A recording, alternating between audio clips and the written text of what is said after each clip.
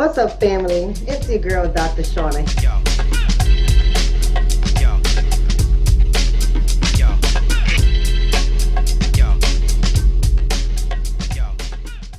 We were going to talk about that sheriff that pinned down that 15-year-old boy who had no legs.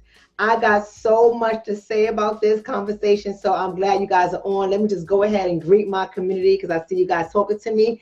All right, so let's go ahead and get started. No new news. Let's get started. I told you guys a while ago, maybe like a few days ago, that I was going to come on live and I was going to speak about that situation that happened in Pima County, Arizona. So y'all should have already known about this story. Y'all should already have looked it up, right? So y'all can know what I'm talking about. But I'm going to give y'all a brief rundown. I'm just not going to go into great detail. It's a story out in Pima County Sheriff's Department. The incident happened like a month ago. But what came about recently in the last few days is a video went viral. You know that's how it always happens. Things has been happening to us until somebody released the video, and then all of a sudden everybody wants to believe us. And it was about a deputy officer. Let's call him what he is. He is a race soldier. Let's just call it what it is. If it don't apply, let it fly. Don't get in your feelings. Because, you know, we talk about controversial issues here on Dr. Shonna's page. And this is not about protecting anybody's feelings. So if your feelings get hurt, I don't apologize. You just need to click off the page. That's all it is. But a race soldier. His name is Manuel Van Santen. Now, I don't want to make any assumptions of who this guy is and what he is, because his race looks a little bit ambiguous. But I don't care. I don't care. He's a race soldier, and it is what it is. We're going to call him how we see him. He's been on the force for 11 years, so make sure y'all know his name. Y'all should go look him up. Manuel Van Santen. Y'all should really look him up, because y'all got to know who's in your community, and y'all got to know who's handling your children, who's handling your husbands, your brothers, and who may be handling you, your daughter, and your sister. We got to know these kind of things. And what's most importantly, we got to know, we know anybody who has came in contact with this officer, because clearly he's a liar. He's a liar, like many of them all. Not all. I'm not saying everybody, but too many of these officers, they lie on their reports to try to cover their asses for their bad behavior. So y'all really should know who this officer is. Y'all should know who the officers are in your community, and we really should be looking them up on all social media channels. You know, we got to look up to see if they got reports, complaints. We got to be looking them up. All right? This is important. He was on the force for 11 years. 11 years he's been on this force. And he pinned down a 15-year-old child who has no arms or legs. Let me say that again. This officer has been on the force for 11 years. And he found himself in an incident where he pinned down a 15-year-old teenager who resides in a group home, who has no arms and no legs. No arms, no legs. So what threat is this kid? No arms and no legs. As a matter of fact, the 15-year-old boy was on the floor when the officer, Manuel Van Santen, decided to pin him down. He's on the floor with no arms and no legs. I think I said it enough, because I think you guys are starting to get the visual in your head. No arms, no legs, you're on the floor, and an officer jumps on you to pin you down. And he wind up charging this 15-year-old child with disorderly conduct. Disorderly conduct. What kind of disorderly conduct was this 15-year-old child in with no arms and no legs that he pinned down on the floor until the child stopped resisting? Then he got up and started to yell and scream obscenities at this child, then turns around and arrests him and charge him with disorderly conduct and takes him down to the juvenile detention center. And what's even worse about this officer is there was a 16-year-old resident in the same group home who was having cereal at the moment that he sees his housemate gets pinned down on the floor by this officer, this race soldier. So he takes out his cell phone and starts recording. And when the officer notices that the 16-year-old is recording, not only is the armless, legless teen in trouble, he goes over to the 16-year-old child who's not resisting. You see all this on the video. I'm not making this stuff up. The 16-year-old child is not resisting.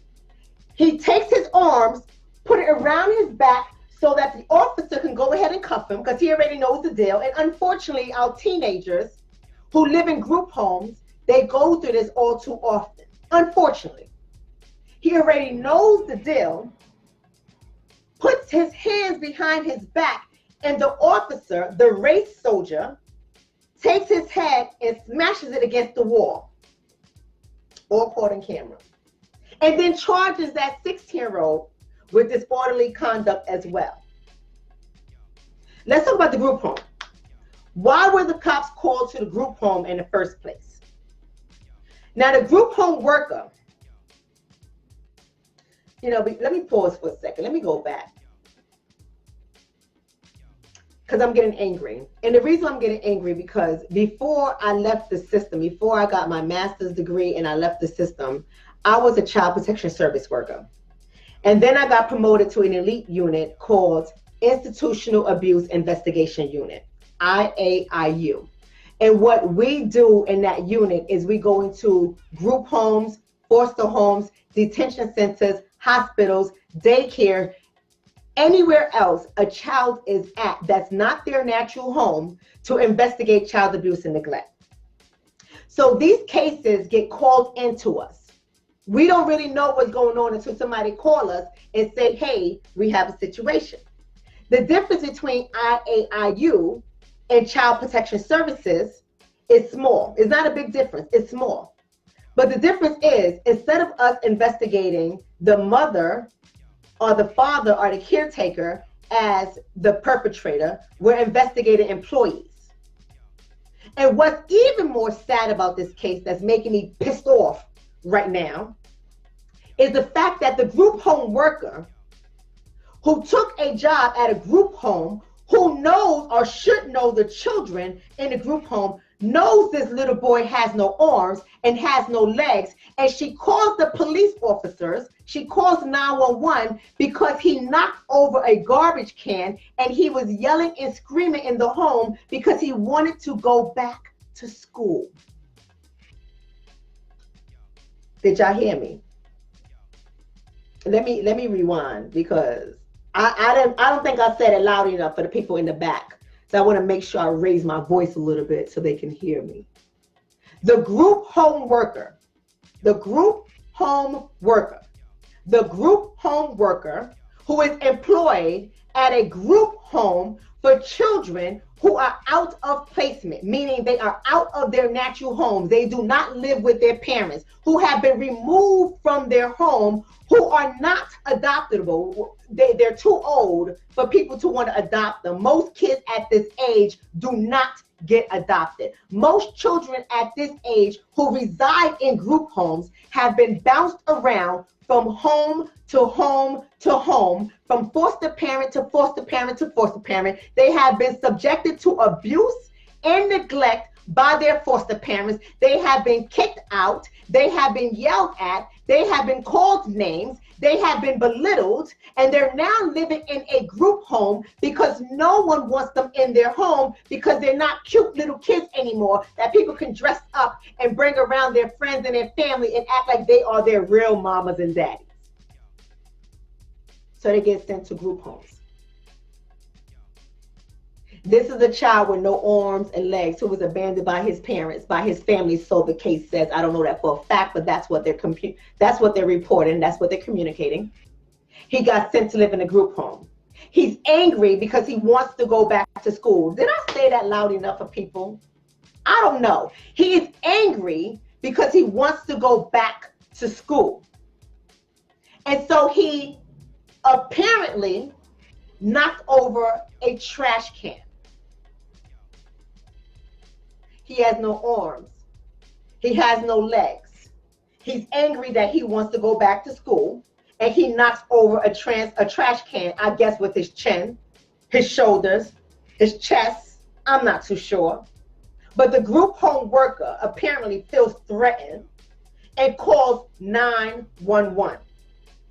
The group home worker who's doing social services, who's supposed to be a people person, who should know how to work with escalations, who should know how to de-escalate somebody who is dysregulated.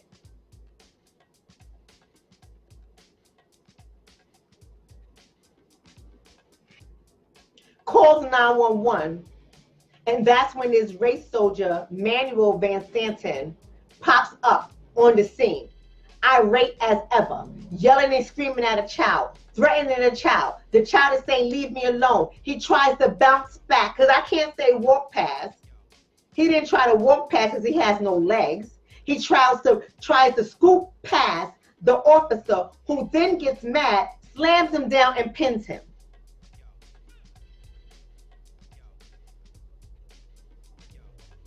All because this group home worker decides to call 911. See, what was she threatened by? What was she afraid of? Let me say something. Let me paint the real picture for you guys. When they hire a lot of people, not all, but they hire too many people who work in group homes, who may have a high school diploma. You'll be lucky if they have an associate or a bachelor's, who doesn't really want to be there. They're underemployed. They're making $12 an hour. They might be making $14 an hour. The kids can be disrespectful, because when you're working with traumatized children, they're not always the nicest to work with, but they've been traumatized. You will be traumatized too if you have no family to go home to, and you're residing in a group home, and you have no legs and arms as well, and the only thing you want to do is go back to school. Maybe she was having a bad day.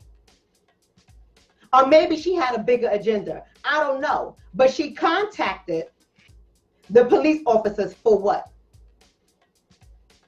What were the cops going to do that she couldn't do?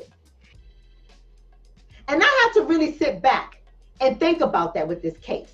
I'm sitting here scratching my head asking, what were the cops going to do? Did you call them on purpose so that he can be arrested, shot, beat up, killed? And I hate to have to think this way, but that's the reality. That's what we are living in right now.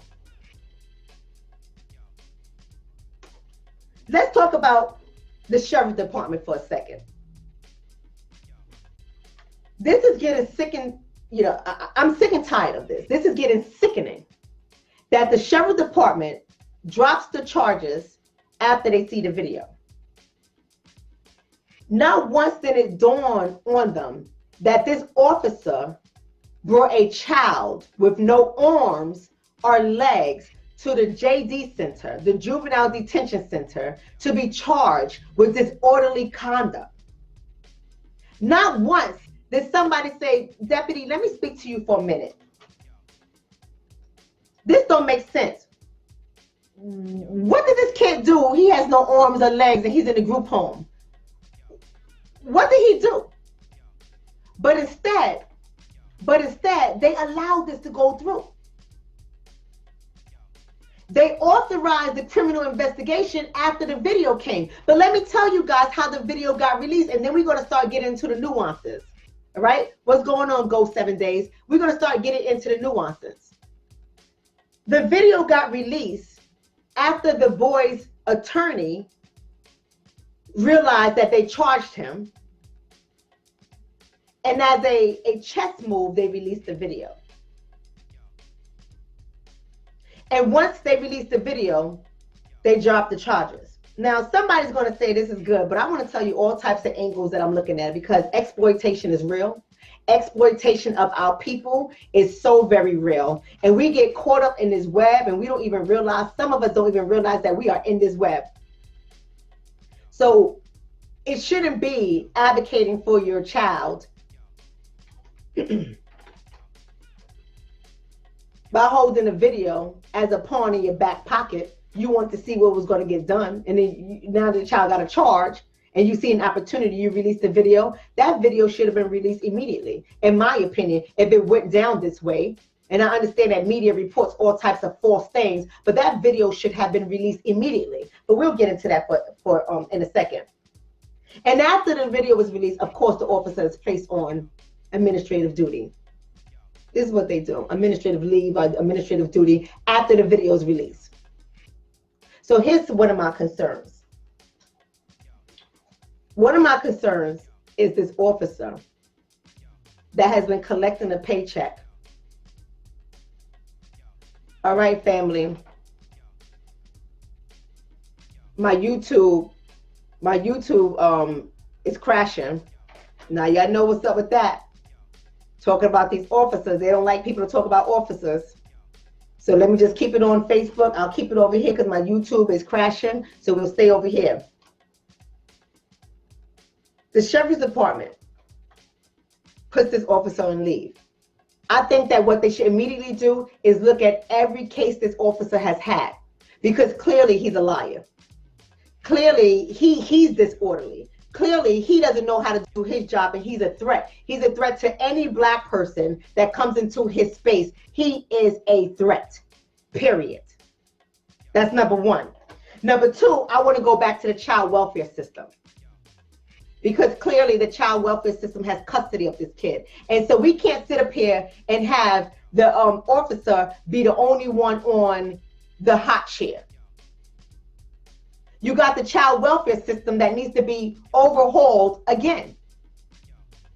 The child welfare system continues to fail our black boys and our black girls over and over and over again. Our black families are being destroyed constantly, and it's systematically, it's by design, it happens on purpose, and I'm going to show you how. I'm going to show you real facts, so get your pen and paper, because I don't want y'all to believe anything I say. I want you all to look it up for yourself so that you can be informed about what is going on in our system for those of us who are not informed. Because I know there's a lot of us that we like to abuse the system, and we like to call child protection services on everybody in our community because we don't realize the consequences. And 9 out of 10 times when we call child protection services, we're not calling child protection services because a child is really at risk of harm. Come on, let's just be honest. Let's just be honest. Let's just keep it all the way real. So when I ask who's to blame, I think everybody's to blame for what happened to these youth at this group home. Everybody is to blame. Law enforcement, child protection services, the family, and the community. Everybody is to blame. Everybody gets it. No one is off the hook with me today. Let's talk about the child welfare system. Here it is. In the child welfare system, most of the cases that get reported, and y'all don't believe me, y'all can go ahead and look this up. Y'all can look it up. Annie Casey Foundation is a wonderful research site. Now, I have some issues with some of their research, but I'm not here to talk about how they go about doing their research.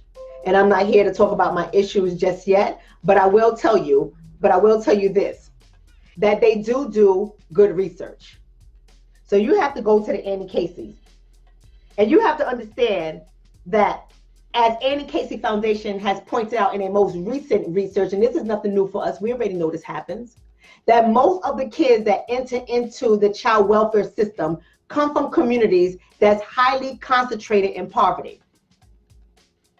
That ain't new. Highly concentrated in poverty. And so when I have to think about this report, what it reports on the high concentration on poverty, areas that have stagnant wages is what they talked about. And what I mean by I say stagnant wages is that you don't get paid enough money to keep up with the cost of living. You don't get paid enough money to keep up with your housing costs, your food costs, the cost to get gas. When you go into these communities experience higher prices in so many areas. Food, and they have food deserts as that. So people can't even go to quality supermarkets to eat. They got to go to junky supermarkets that have expired food, high prices, poor options, canned goods, boxed food. They don't really have fresh vegetables, fresh fruits, right? Everything is a chemical infused, and this is what this community is dealing with. And so when you talk about what they get paid, many of these communities make $28,000 a year. In some other areas, they might make less because they live out west. So they might make like $12,000 to $15,000 a year, but they are expected to have a full, thriving life. I'm going somewhere with this. Bear with me. All right. Make sure you share the video over here on Facebook. Here it is. They have high housing costs. So many people in these communities can't even keep housing. They can't even keep up with the rent because they lose their jobs. They don't make enough. They don't get Section 8 because the Section 8 list is closed. So they can't get subsidized housing to help them pay for their rent. And they're struggling. They're struggling constantly. They also have inaccessible job opportunities. So the areas where you might be able to get a job that comes with full health insurance, that comes with a retirement plan, that comes with benefits, that comes with pay raises. Most people in these areas don't even have those kind of opportunities. So they have to get jobs for what is available to them. They got to get jobs that you and I probably don't want to do. And some of us actually do the job and don't want to do it. But we have no choice but to do it. And don't get it twisted, because some people must say, well, they can apply for jobs outside of their community. They don't have to stay in the community. That's easy for you to say when you have a vehicle and you have money to maintain your vehicle and put gas in your vehicle and to pay for tolls. That's easy for you to say. But most of the people in these communities, that's not their story.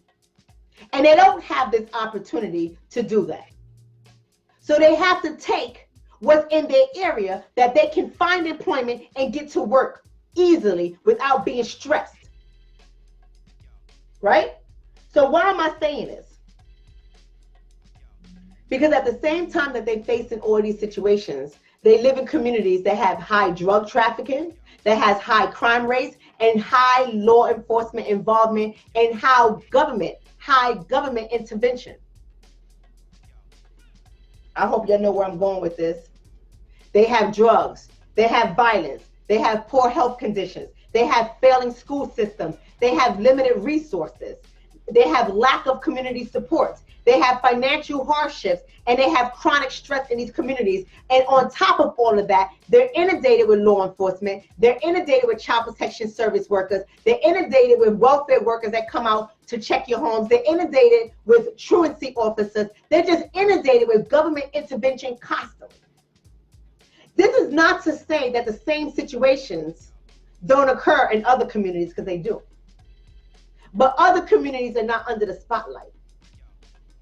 Other communities are not being scrutinized.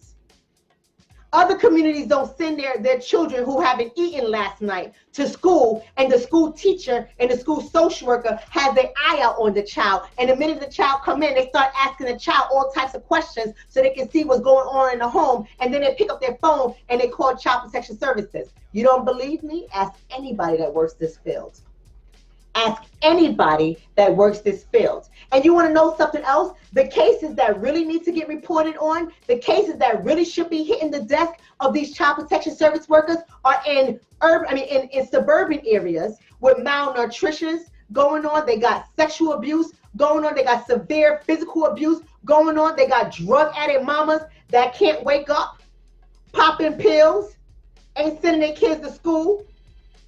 And they're the ones who are flying under the radar, hardly getting any cases. But in the urban areas where Black people reside and brown people, right? But I'm talking about my Black people right now. It's not for anybody else. Talk to my Black people right now.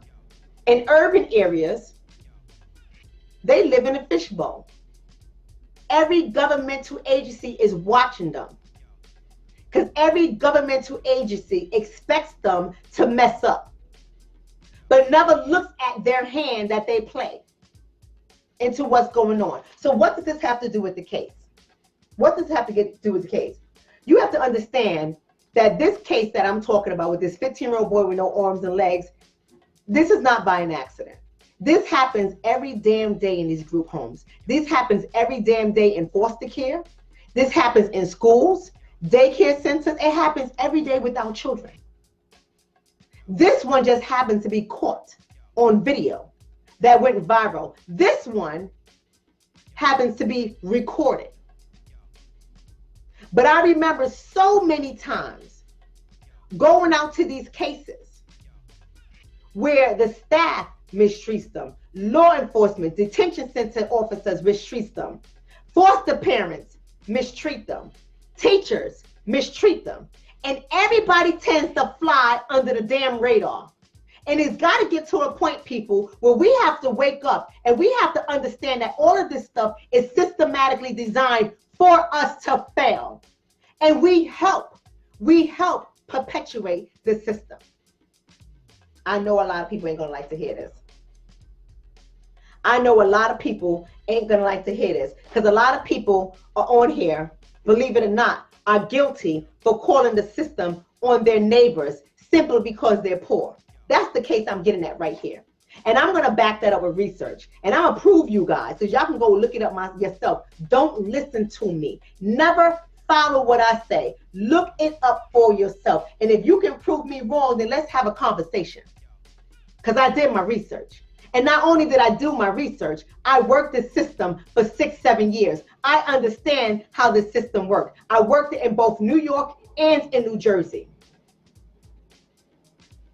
with the highest caseloads.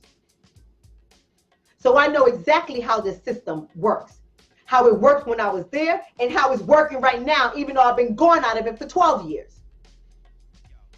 System still works the same way.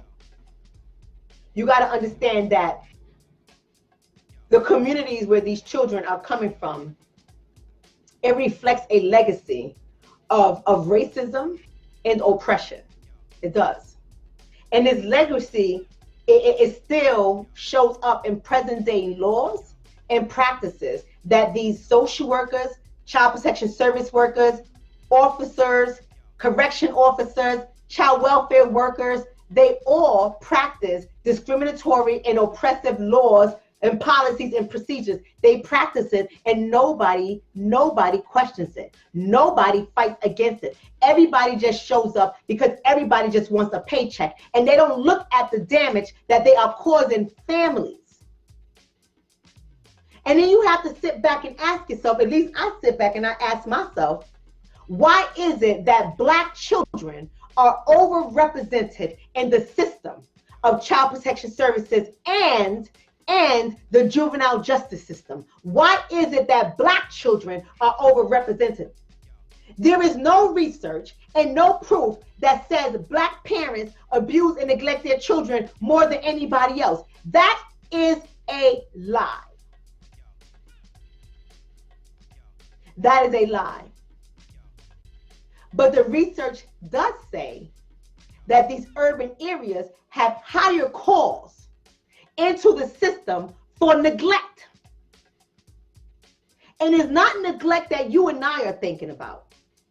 It's not neglect like you have this poor, emaciated child who's skin and bones, who's on a mattress with bed sores because their parents are failing to care for them. It's not that kind of neglect.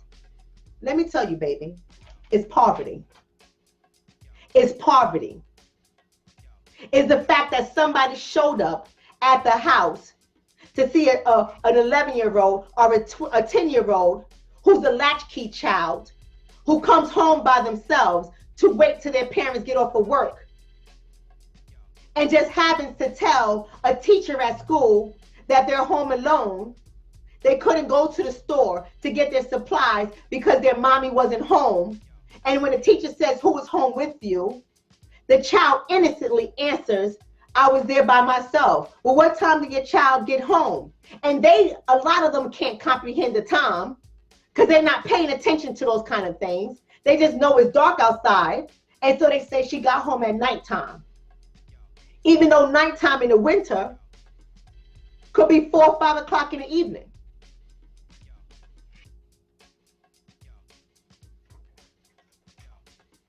And then they start scrutinizing the children. Well, what did you eat? And the child shrugs their shoulder. You don't know what you eat? Because now they're nervous because you're asking them 101 questions. And what does the teacher do?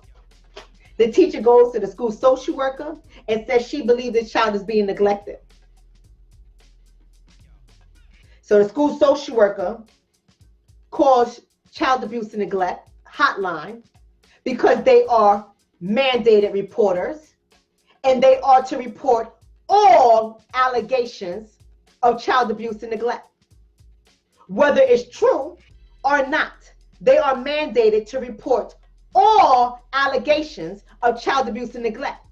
Now here it is, this single woman who's trying her best to raise her children, who works at a job that has stagnant wages, poor pay, doing her damn best, gotta wait for a bus to get home, gives back to her child, makes something to eat or brings something home for the child to eat, to do what they have to do. They have no idea they're about to get a knock on their door for allegations of neglect. So they're nervous because they didn't go food shopping that day. So the refrigerator looks bare, but then the child welfare worker don't even see that she brought home Chinese food, or she brought home subs, or she brought home McDonald's. So the child ate food. But when they say, let me see your cabinets, let me see your refrigerator, it's bare. There's not enough food to account for the number of people that's in the house. So now they open up a child welfare case on the mother to monitor her for 45 to 60 days. And then they tell them, when I come here the next visit, you gotta have food in your house or it's going to be a problem. But she has no money. The only thing she has is small change to buy McDonald's value meals for her children until she gets paid next week. See, I ain't making this stuff up, people. I'm not making this stuff up. I'm not making it up.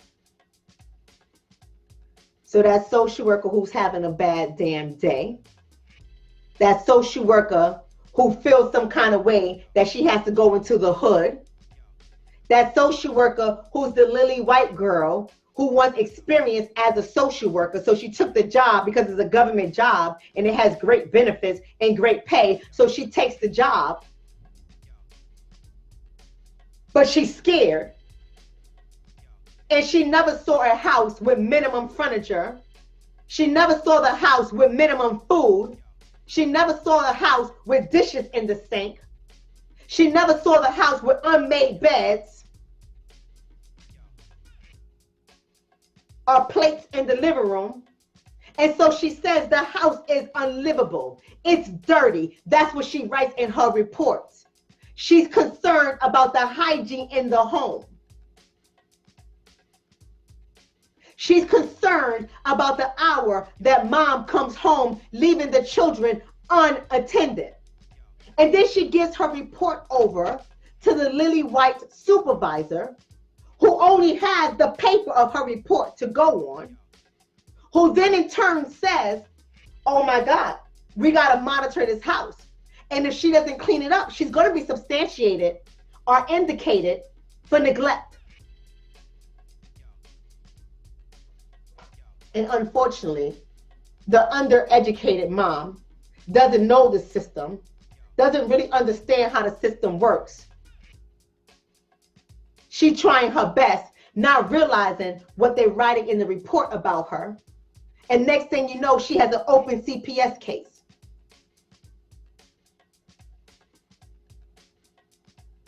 Was substantiated on her record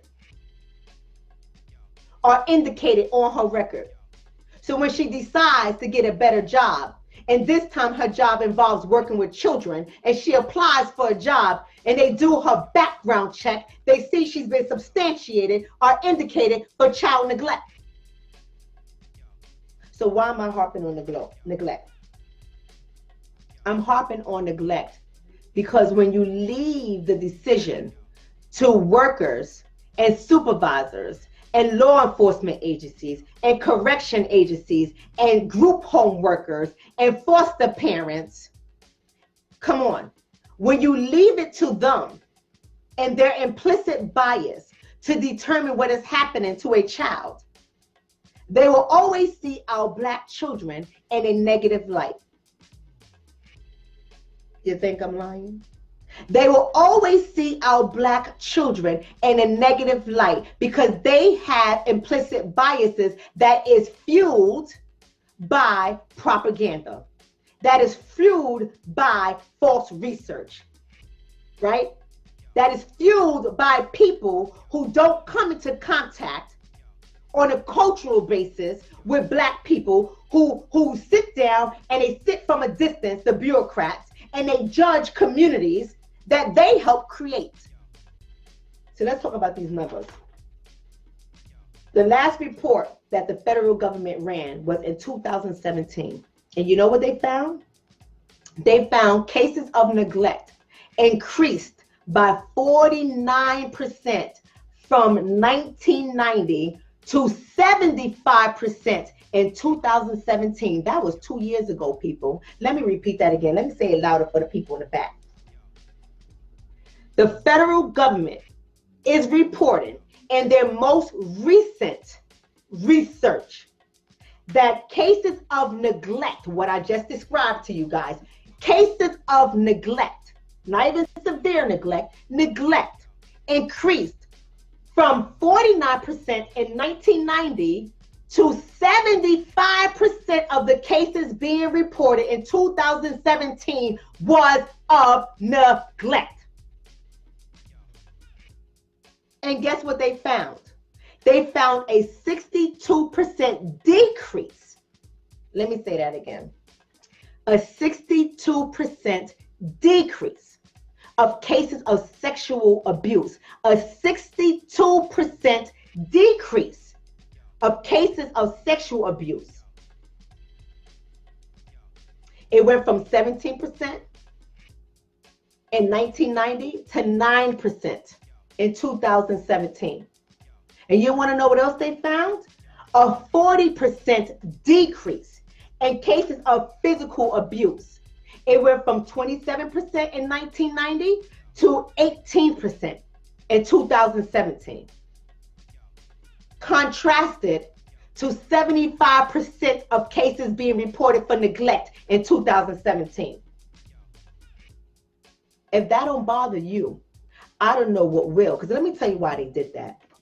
They did that because you gotta damn well prove sexual abuse and you gotta damn well prove physical abuse. You ain't gotta prove no neglect. Come on now, I dare you to challenge me. Let's go. Let's go. Let's go. Unless there's medical neglect, which is clear, medical neglect is not in all cases. In some cases, it's clear. And the reason why I say not in all cases, because sometimes people don't have the knowledge of what is really going on with the child when it comes to their health, and they blame it on the parents. What do I mean when I say that? Quick story. I had a child who was a 2-year-old child who we did not know until after I said something is not right. And my supervisor, who I love to this day, she was the bomb.com, maybe because she's my sorority sister. I don't know. I still love her to this day. But my supervisor was like, something is not right. And I was like, this don't make me feel comfortable, because even though the lady lived in one of the worst projects in this city that I worked in, one of the worst, they knocked the buildings down. That's how bad those projects was. I mean, we already knew when we walked up in there, we might get in a fight. We had to scuffle. That's what it was. I never got in a fight because I'm from the hood and I know how to speak to my people. I know that head nod. I know that. What's up? How y'all doing? What's good? What's good? Oh, all right. What's up? Take care. Those are nice boots. Oh, I like those. Oh, you look fly. I know how to do that. I know how to turn it off and turn it on. So I never got jumped. But I know workers who did get jumped. Just wasn't me. Just wasn't me. Broke my necklace. Good Lord. And that's my Chanel necklace too. Gotta get that fixed. But anyways, I was saying, so with this case, the child first had a broken wrist. Then the child had a broken arm. Then I got the case back with a broken leg. And the child was only 2 years old. The child didn't really understand what was going on and was saying that his sister did it. And based off of that, we had to remove the child. And I understand that. I understand that right there, because it looked like on the surface, it looked like physical abuse. But I wasn't one of those workers that was going to allow the system to come into my people's home and disrupt it. when we didn't have to, because I believed the mother. And do you know these prosecutors went in and arrested this mother and locked this mother up without me even finishing my investigation? And when I spoke to the doctor, I said, this doesn't make sense. The child is 2. So we ran genetic tests. And based off the genetic test, the child had brittle bone syndrome. I forgot the medical term, it's osteo something, but it's brittle bone syndrome, which means this child can fall and will break a leg. This child can trip and will break an arm. It was genetic. It was passed down through his mother's genes. Brittle bone. And by the time the medical reports came back, this child was already kidnapped and presumed dead out of the placement that we put him in, out of the home that we placed them in. Now this mother sits in jail with a missing child.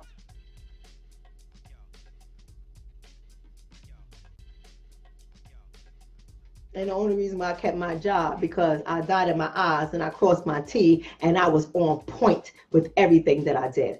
On point. But you better believe if I miss one report, if I miss one visitation, if I drop the ball in any area, that would have been my ass. You better believe it. You better believe it. And this is how the system works. This is how the system works. So now here it is. I'm traumatized. The brother's traumatized. The mother's traumatized. The system's traumatized. The grandma's traumatized. Everybody's traumatized because some prosecutors with their bias, looking at the projects that this lady came from, even though she was a working woman, judged her and locked her up. And to this day, the child is still missing. And you know how I know? Because when I go to the missing child website, and every now and then I do check on him, and they have the progressive pictures at age 2 versus age 18, what he would look like, I still cry. Because that child is still missing. That's why we have to step up as a community, and we have to protect our children, and we have to stop the deconstruction of our family units. It is only up to us. No one is going to save us. Not your presidential candidate, not your pastor, not your police officer, not your teacher, not your social worker. Ain't nobody going to save us but us.